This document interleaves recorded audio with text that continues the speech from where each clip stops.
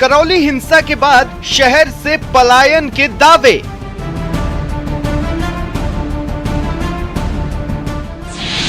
BJP सांसद किरोड़ी लाल मीणा ने किया 195 लोगों के पलायन का दावा। ये 95 लोग 195 3 और आ रहे हैं, 198 लोग पलायन कर गए। 195 लोगों की सूची कलेक्टर और संभागीय आयुक्त को भेजी।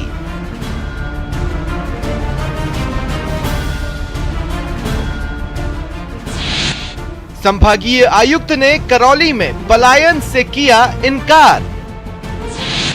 करौली हिंसा को लेकर पलायन की सियासत क्यों?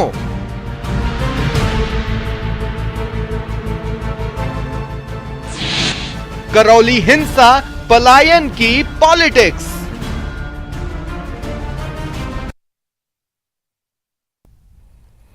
नमस्कार, न्यूज 18 राजस्थान पर आप सभी का स्वागत। मैं हूं आपके साथ हेमंत कुमार। करौली में हिंसा के बाद तनावपूर्ण शांति देखी जा रही है। हालांकि लगातार कोशिशें जारी है कि जीवन पटरी पर लौट सकें। 10 अप्रैल तक कर्फ्यू है, प्रशासन चाक चौबंद है और इन सब के बीच सियासी दलों के नेताओं के दौरे भी लगातार जारी हैं। बीजेपी कांग्रेस दोनों के जांच दल जांच कर चुके हैं। आज बीजेपी सांसद किरोड़ी लाल मीणा करौली में कलेक्ट्रेट के सामने सांकेतिक धरने पर बैठे। किरोड़ी लाल ने करौली हिंसा के बाद लोगों के पलायन के आरोप लगाए हैं। डॉक्टर किरोड़ी लाल मीणा ने 195 लोगों के नामों की सूची मुख्यमंत्री के नाम से जिला कलेक्टर और संभागीय आयुक्त को भेजी है। वहीं संभागीय आयुक्त ने पलायन की इन खबरों से इनकार किया है। कई सामाजिक संस्थाओं का दल करौली पहुंचा और सांप्रदायिक सद्भाव और अमन चैन की बहाली की लोगों से अपील की है। लेकिन सवाल इस बात को लेकर के उठता है कि करौली हिंसा के बाद आखिरकार पलायन की पॉलिटिक्स क्यों की जा रही है।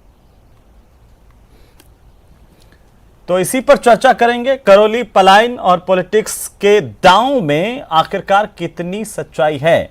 करौली हिंसा को लेकर के पलायन की पॉलिटिक्स आखिर क्यों की जा रही है, यह अपने आप में अहम सवाल है।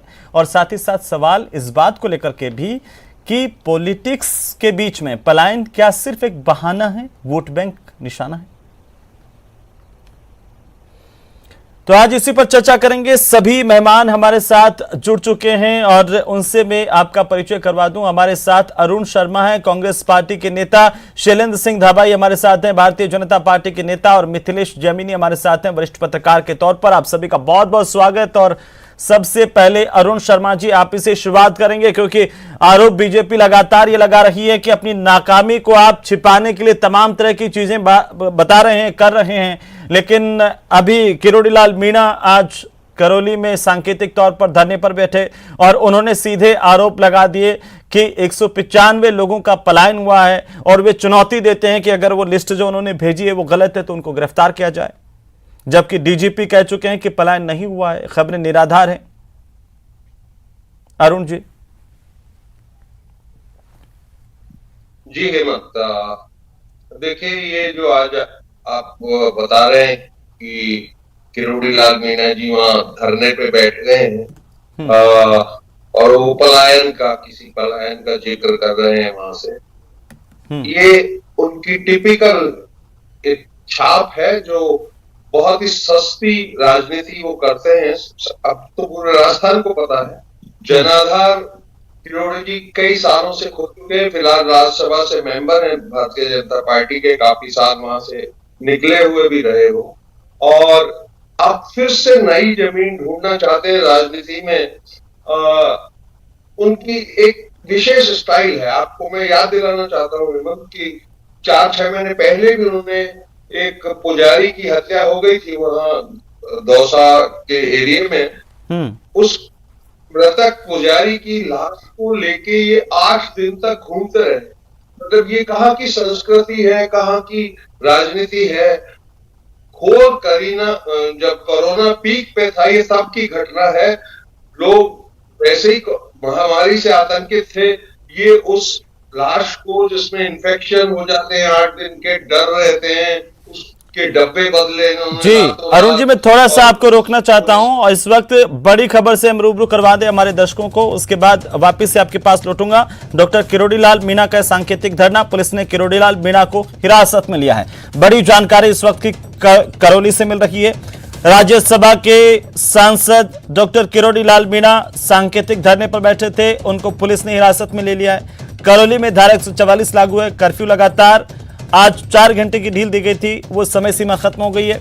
और इसी बीच सबसे बड़ी खबर है करौली से, पुलिस ने किरोड़ी लाल मीणा को हिरासत में लिया है। बड़ी जानकारी इस वक्त की, डॉक्टर किरोड़ी लाल मीणा धरने पर बैठे हुए थे, कलेक्ट्रेट के सामने धरना दे रहे थे और पुलिस ने उन्हें हिरासत में लिया है।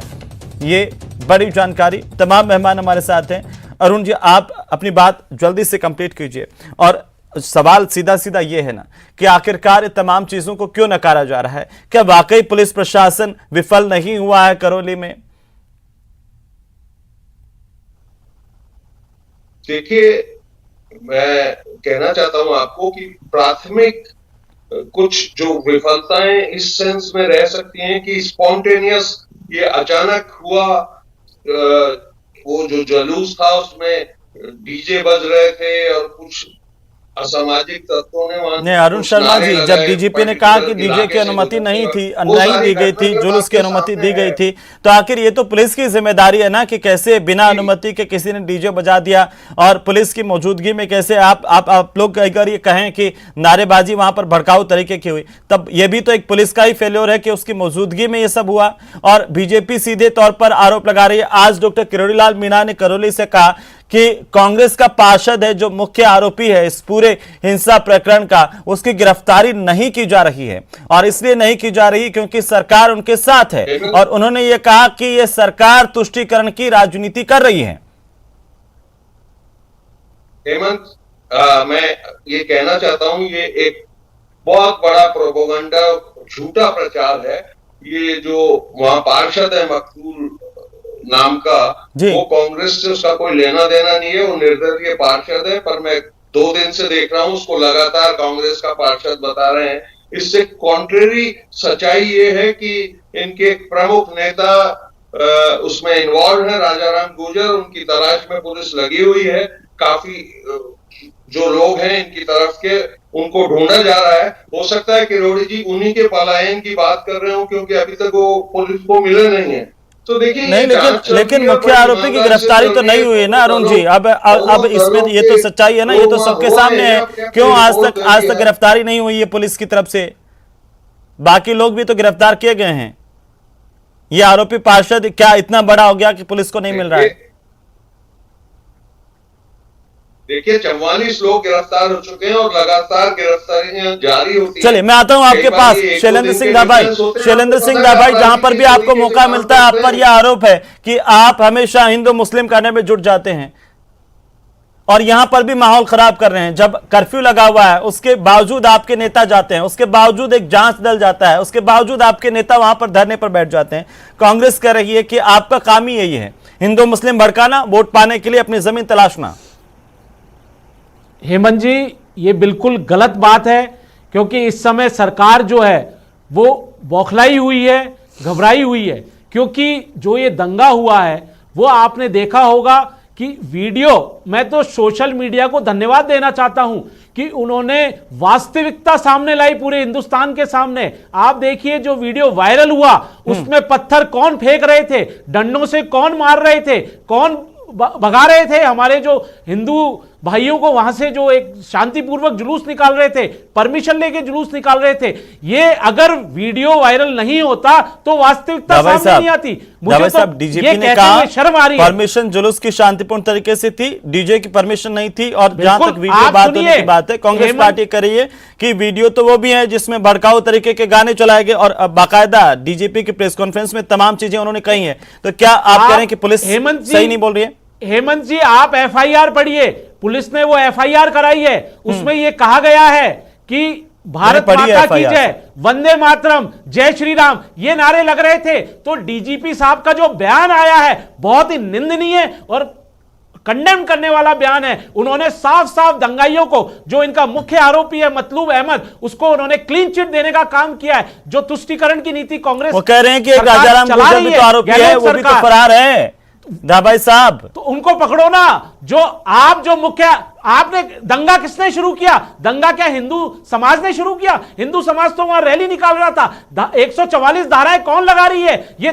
तालिबानी फरमान कौन निकाल रहा है? 144 धाराएं आपने लगा दी अजमेर में, बीकानेर में, सीकर में। आप एक हमारे धार्मिक पर्व को मनाने नहीं दे रहे। ठीक है, हिंदू ठीक है। दबाई साहब मैं आता हूं आपके पास, मैं आता हूं। मित्रेश जमीनी जी कैसे देख पा रहे हैं पूरा का पूरा घटनाक्रम? एक तरफ देखिए अभी कर्फ्यू लगा हुआ है, जांच चल रही है, दूसरी तरफ बीजेपी के नेता हैं, डॉक्टर किरोड़ी लाल मीणा हैं, खुद वहां पर उस इलाके में पहुंच रहे हैं। ये भी आरोप लग रहे हैं कि विपक्ष वहां पर शांति कायम करने के बजाय आग में घी डालने का काम कर रहा है। आप एक पत्रकार के तौर पर कैसे चीजों को देख रहे हैं? कौन सही है, कौन गलत है? हेमंत जी जी देखिए, हेमंत जी, अगर डॉक्टर किरोड़ी लाल मीणा के बयान में सच्चाई है तो ये पूरे देश के लिए आई ओपनर घटना है, क्योंकि कश्मीर में भी 1990 के दशक में कुछ ऐसा ही हुआ था। अगर कश्मीर में से हमने सबक नहीं लिया और करौली और इससे पहले मालपुरा में भी पीएफआई के दबाव में पलायन की घटनाएं आ चुकी है, अगर ऐसा ही हुआ तो हमें याद करना होगा साउथ अफ्रीका में क्या था। दक्षिण अफ्रीका में नेशनल मंडेला से पहले वहाँ 1000 गोरे लोग थे और तमाम काले लोग थे, और मेजोरिटी वाले लोग जब वो काले गोरे लोगों के चक्कर में माइनॉरिटी मांग रहे थे, नेशनल मंडेला जेल में रहे, तब आज़ादी मिली। और इनके जो आज हिंदू और हिंदुत्ववादी वाला जो बयान दिया है गोविंद सिंह डोटासरा जी ने, मैं उनसे निवेदन करूंगा कि वो फ्रांस में जो चुनाव हो रहे हैं और राष्ट्रपति के दोनों प्रत्याशियों ने कह दिया कि हम हिजाब पर रोक लगाएंगे, जो पूरे विश्व में आज ये जरूरत आन पड़ी है कि जो फिरका परस्त सोच रखने वाले लोग हैं उन पर अभी विराम नहीं लगाया तो आने वाला कल भयावह होगा। ये फ्रांस वाले जो यूरोपियन है, जो एलीट क्लास के लोग हैं, वो बोल रहे हैं। आप सेकुलरिज्म की बातें आप कर सकते हैं, जो भी कर सकते हैं। हालात कांग्रेस को आज आत्ममंथन करने की जरूरत है। आप 5 राज्यों में हार चुके हैं इसी पॉलिसी के चलते, और राजस्थान में भी दिन पर दिन ग्राफ गिरता जा रहा है। चाहे जोधपुर डिस्कॉम का ऑर्डर हो, चाहे रामनवमी पर अजमेर पर रोक एक धारा 144 लगाई हो, ये तमाम जो चीजें हैं, ये आबादी का जो बहुल इलाका है, जो हिंदू लोग हैं, उनकी मानसिक प्रताड़ना को एहसास करा रहे हैं। उन्हें एहसास हो रहा है कि हम माइनॉरिटी में हैं और ये मेजोरिटी में है, और यही कारण है कि अशोक गहलोत बहुत अच्छी स्कीम्स लाते हैं, ओपीएस लाए, तमाम स्कीम्स लाए, लेकिन अल्टीमेटली जब वो चुनाव में जाते हैं तो सीटें नहीं आती है। ये एक बहुत बड़ा खामियाजा है। और हालात कितने कमजोर हैं कि महंगाई के खिलाफ कांग्रेस प्रदर्शन करती है और मंत्री बयान देने को तैयार नहीं होते हैं, और गोविंद डोटासरा को यह कहना पड़ता है कि क्या आप मोदी से, इनकम टैक्स के छापों से डरते हो क्या? ये सब चीजें आज कांग्रेस के लिए एक आत्ममंथन का दौर है। और ये जो करौली वाली घटना है, जो कैला मैया है, वो आराध्य है। आज अष्टमी है और अष्टमी के दिन वहां पर कर्फ्यू लगा हुआ है। पूरे देश और दुनिया में उनके भक्त हैं, उनके साथ क्या मैसेज जा रहा है? साहब, तो इस कैला देवी को तो इससे मुक्त रखा गया है ना, वो मेला तो चल रहा है ना। कैला देवी को मुक्त रखा गया, देखिए मुक्त रखा गया, लेकिन लोग जा नहीं रहे ना। जब करौली में हादसा है तो मदन मोहन जी के नहीं जा सकते।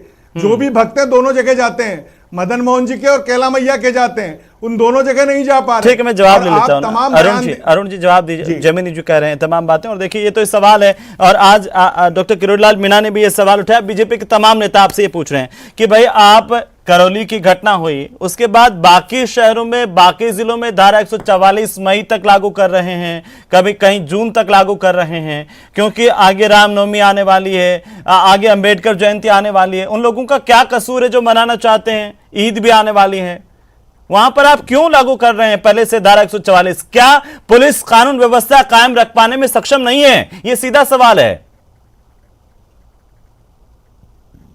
हेमंत जी, ये सवाल जो अभी पहले धबाई जी को जिक्र कर रहे थे, फिर मिथिलेश जी ने भी कहा है, और आप पूछ रहे हैं। हाँ, वो तो पूछेंगे ना सर जी। अगर एक गलती से प्रशासन और सरकार कुछ सीखे नहीं तो अगली बार आप ये सवाल पूछते हैं कि आपने पिछली गलती से भी कुछ नहीं सीखा। अरुण शर्मा जी, दुर्घटना या आग लगने से बचने से पहले के अगर उपाय किए जाएं, इसमें क्या आपत्ति की जा सकती है?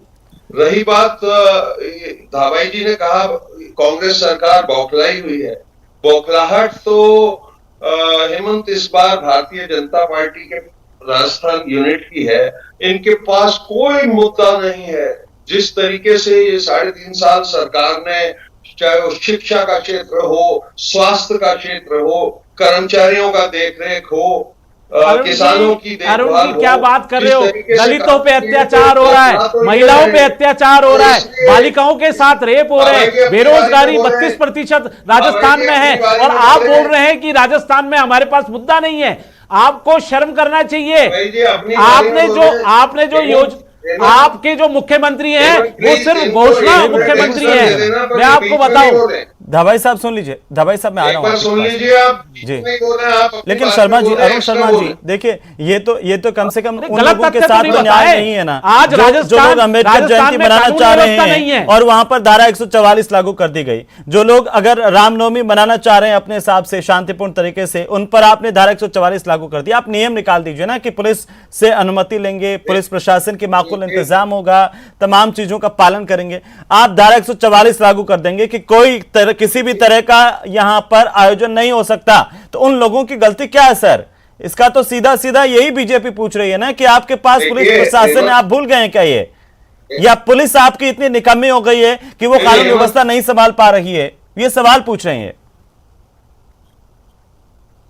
देखिए हेमंत, बीजेपी तो कुछ नहीं पूछ रही है, वो कहीं एक आग लगी है उसको उकसाना चाहती है। इसमें कोई किसी को अच्छा, मुझे सवाल का जवाब दे दीजिए ना शर्मा साहब। बीजेपी कुछ नहीं पूछ रहे, मुझे इस सवाल का जवाब दीजिए कि सामने अंबेडकर जयंती है, रामनवमी है, जो शांतिपूर्ण तरीके से, हनुमान जयंती है। अगर कोई अपना शांतिपूर्ण तरीके से त्योहार मनाना चाह रहा है तो वो क्या करें आपकी धारा 144 के चलते? हेमंत, हम आपको गारंटी दे रहे हैं जी। ये देखिए, ये ऐसे डिसीजंस होते हैं जो सामयिक होते हैं और इनके रिव्यू होते हैं। ये कोई पत्थर की लकीर नहीं है। अगर सब कुछ नियंत्रण में है, जो कि दिख रहा है हो जाएगा। कब रिव्यू करेंगे आज सर? भी कर्फ्यू में 14 अप्रैल तो आ गई ना सर, रिव्यू कब करेंगे? रामनवमी तो आ गई है, रिव्यू कब करेंगे? वो जैमिनी जी कुछ कह रहे हैं? उसका टाइम मैं आपको बता दूं। सर, मैं कह रहा हूं, जब भी ये प्रिकॉशनरी मेजर्स हैं और जब भी ये लगेगा कि सब कुछ ठीक है, जो कि चालू हो गया है, अगर नड्डा जी बीच में अड़ंगे नहीं करें, जाके वो शामियाने लगा के नहीं बैठे, गलती आग अगर में, सीएम देखो साहब आग में अपना मुखिया पड़ा है, बयान कुछ नहीं देता होता है हेमंत। तो नड्डा जी दोषी है, उनके खिलाफ एफआईआर दर्ज करके उनको गिरफ्तार क्यों नहीं करते? आज राजस्थान ये पूछ रहा है कि राजस्थान के मुखिया के पास इंटेलिजेंसी है, आईबी है, और वो मानती है कि जेपी नड्डा ने राजस्थान की आबो हवा में नफरत की जहर घोला है।